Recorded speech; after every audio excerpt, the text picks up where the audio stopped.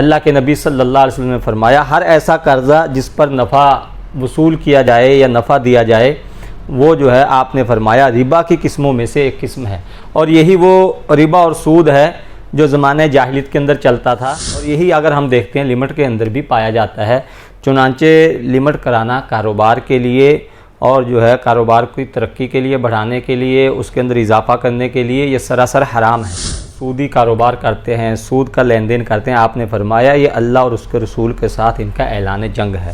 تو یہ بھی ایف ڈی کرانا یہ بھی سراسر حرام ہے، بلکہ ایف ڈی کرانے والا تو ڈبل گناہ گار ہوتا ہے۔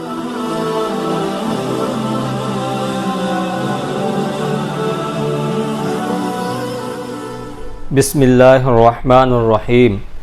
محترم ناظرین، آج ہم آپ حضرات کی خدمت میں ایک اہم مسئلے کو لے کر حاضر ہوئے ہیں، اور وہ مسئلہ ہے لمٹ کے تعلق سے۔ چنانچہ بعض لوگ مسئلہ یہ دریافت کرتے ہیں، پوچھتے ہیں کہ جی ایک کاروباری آدمی کے لیے بینک سے لمٹ کرانا اور بینک سے جو ہے لمٹ کے طور پر قرضہ وصول کرنا اپنے کاروبار کی ترقی کے لیے، کاروبار کو بڑھانے کے لیے وہ کیسا ہے؟ تو سب سے پہلے تو اس بات کو ذہن نشین رکھنا چاہیے، اس بات کو یاد رکھنا چاہیے کہ ہر ایسا قرضہ لینا یا دینا جس کے اوپر ہم کچھ مدت کے بعد جو ہے اگر ہم نے لیا ہے تو ہمیں زیادتی کے ساتھ واپس کرنا پڑے، یا جو ہے ہم نے کسی کو قرضہ دیا ہے تو ہم زیادتی کے ساتھ وصول کریں، تو یہ اوپر کی جو زیادتی ہے یہ ربا اور سود کے اندر داخل ہے۔ چنانچہ اسی کو اللہ کے قرآن نے کہا وَأَحَلَّ اللَّهُ الْبَيْعَ وَحَرَّمَ الرِّبَا، کہ اللہ تعالیٰ نے بیع پر جو نفع حاصل ہوتا ہے، تجارت پر جو نفع حاصل ہوتا ہے اس کو حلال کیا ہے، وہ حلال ہے، اور جو ربا کی شکل میں ہمیں نفع ملتا ہے تو وہ حرام ہے، اس لیے کہ مشرکین مکہ جو ہے ان کو ایک ہی طرح گردانتے تھے، یعنی وہ کہتے تھے کہ جیسے آدمی تجارت کے اندر نفع حاصل کر لیتا ہے اسی طرح جو ہے آدمی ربا کی شکل میں نفع حاصل کرتا ہے۔ تو اللہ تعالیٰ نے دونوں کے اندر فرق کو بیان کیا ہے۔ اللہ تعالیٰ کہتے ہیں کہ تجارت کے ذریعے سے ہونے والا نفع جو ہم حاصل کرتے ہیں کاروبار سے، تجارت سے، وہ حلال ہے، اور جو سود کے ذریعے سے نفع حاصل کرتے ہیں ربا کی شکل میں وہ حرام ہے۔ چنانچہ مثال کے طور پر ایک چیز آپ نے جو ہے 100 روپے میں خریدی اور آپ نے اس کو کسی دوسرے شخص کو، خریدار کو 120 میں بیچ دی، تو 20 روپے آپ کو نفع ہو گیا، اور ایک شخص کو آپ نے جو ہے دوسرے شخص نے جو ہے 100 روپیہ آپ نے اس کو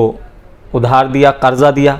اور ایک مدت کے بعد آپ نے جو ہے اس سے 120 روپے وصول کر لیے، تو دیکھنے میں دونوں جگہ 20 روپے کا نفع ہوا ہے، لیکن یہ والی زیادتی جو کاروبار کی شکل میں حاصل ہوئی ہے، یہ والا نفع یہ حلال ہے، اور اس کے اوپر کوئی گناہ نہیں، بلکہ اگر یہ شریعت کے مطابق ہے تو عین ثواب ہے،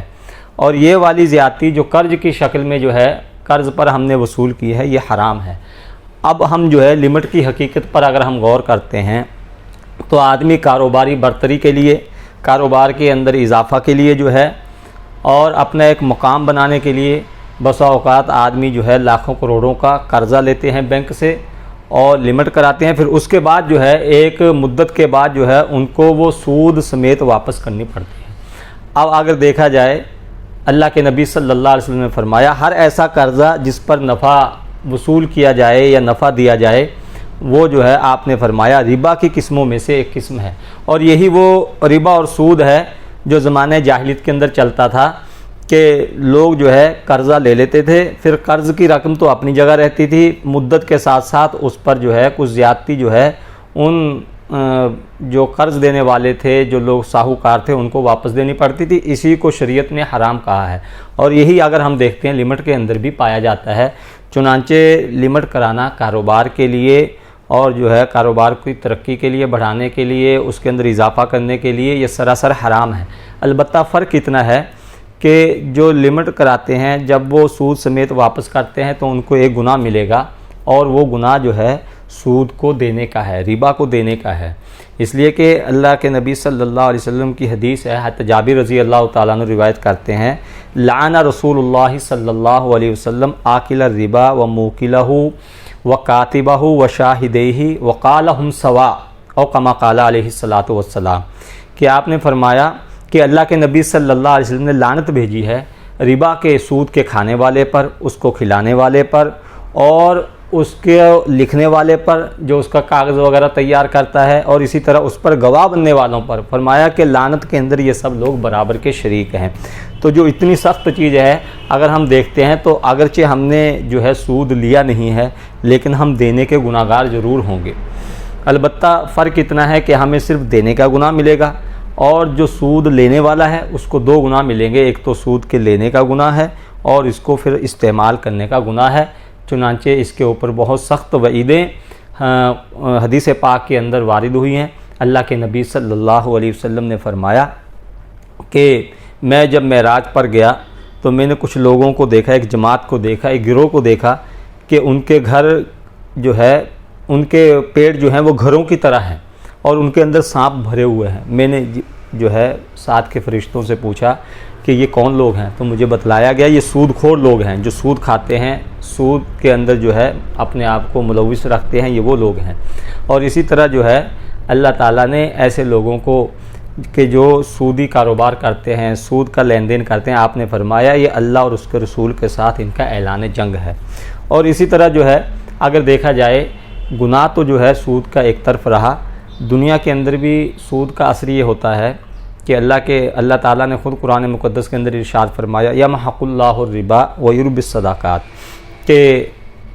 سود جو ہے وہ مال کو گھٹا دیتا ہے، وہ اس کے اندر جو ہے کٹوتی آ جاتی ہے، کمی آ جاتی ہے سود کے ذریعے سے۔ اور اگر آپ صدقہ کرتے ہیں، خیرات کرتے ہیں، تو اس کے ذریعے سے اللہ تعالیٰ مال کے اندر اضافہ فرما دیتے ہیں۔ اور اسی طرح اللہ کے نبی صلی اللہ علیہ وسلم نے فرمایا کہ سودی کاروبار کو کتنا بھی بڑھا لیا جائے، انجام کار اس کے اندر قلت آ جاتی ہے، اس کے اندر کمی واقع ہو جاتی ہے۔ چنانچہ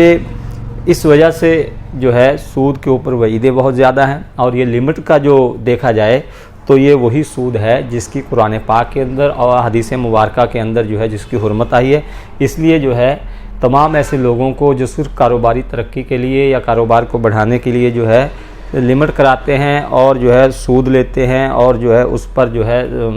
قرض لیتے ہیں اور پھر اس پر سود دیتے ہیں، تو ان لوگوں کو بچنا چاہیے۔ ایک دوسرا مسئلہ جس کو بھی ہم بتاتے چلے، بعض لوگ پوچھتے ہیں کہ جی ایف ڈی کرانا، فکس ڈپازٹ جس کو کہتے ہیں، کہ بینک کے اندر جو ہے کوئی آدمی ایک کچھ رقم متعینہ رقم رکھ دیتا ہے، پھر بینک جو ہے اس کو 1 سال کے لیے 2 سال کے لیے جو ہے اس کو لکھ دیتا ہے کہ اگر آپ اتنے سال تک اس رقم کو نہیں نکلوائیں گے، بینک کے اندر پڑے رہنے دیں گے، تو بینک آپ کو ڈبل کر کے جو ہے دے گا۔ تو یہ بھی ایف ڈی کرانا یہ بھی سراسر حرام ہے، بلکہ ایف ڈی کرانے والا تو ڈبل گناہ گار ہوتا ہے، ایک تو جو ہے سود لینے کا، اور پھر جب اس کو استعمال کرے گا تو اس کا بھی اس کو گناہ ملے گا۔ لکھا ہے کہ جب اگر حرام کا ایک لقمہ ہم جو ہے پیٹ کے اندر ڈالتے ہیں، اس کے ذریعے سے جو خون یا گوشت بنتا ہے اس کے اوپر جہنم کی آگ واجب کر دی جاتی ہے۔ جہنم کی آگ بالکل اس کو جو ہے ایسا نہیں ہو سکتا کہ اس کو جہنم کی آگ سے بچا لیا جائے۔ اور ایسا بھی ہے کہ یہ جو ہم حرام سود کی شکل میں آدمی کھاتا ہے، اس کے ذریعے سے ہماری عبادات پر بھی اثر پڑتا ہے۔ اللہ کے نبی صلی اللہ علیہ وسلم فرمایا ایک آدمی پراگندہ بال اور جو ہے بالکل مشقتوں کے اندر پڑا ہوا، وہ ہر وقت کہتا ہے یا اللہ یا اللہ، اور اللہ کے سامنے گڑ گڑا کر دعائیں مانگتا ہے، لیکن کھانا حرام، سونا اس کا جو ہے پہننا حرام، اور یہ ساری چیزیں جب حرام کی ہیں تو اللہ فرماتے ہیں، اللہ کے نبی صلی اللہ علیہ وسلم نے فرمایا اللہ ایسے آدمی کی دعا کو کب قبول کریں گے، یعنی ایسے آدمی کی، ایسے لوگوں کی دعاؤں کو رد کر دیا جاتا ہے۔ چنانچہ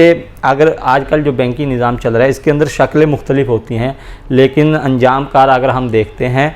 تو کسی نہ کسی شکل کے اندر ربا اور سود پایا جاتا ہے۔ اس لیے ہر مسلمان کو، ہر ایمان والے کو اپنے اللہ پر بھروسہ کر کے، اس لیے کہ رزق کا وعدہ جو ہے وہ اللہ نے کیا ہے، واللہ یرزق من یشاء بغیر حساب، اللہ جس کو چاہتے ہیں بے حساب رزق دیتے ہیں۔ اور واللہ خلق کل دابۃ من ماء، کہ جتنے بھی اللہ تعالیٰ نے جو ہے یہ دابہ وغیرہ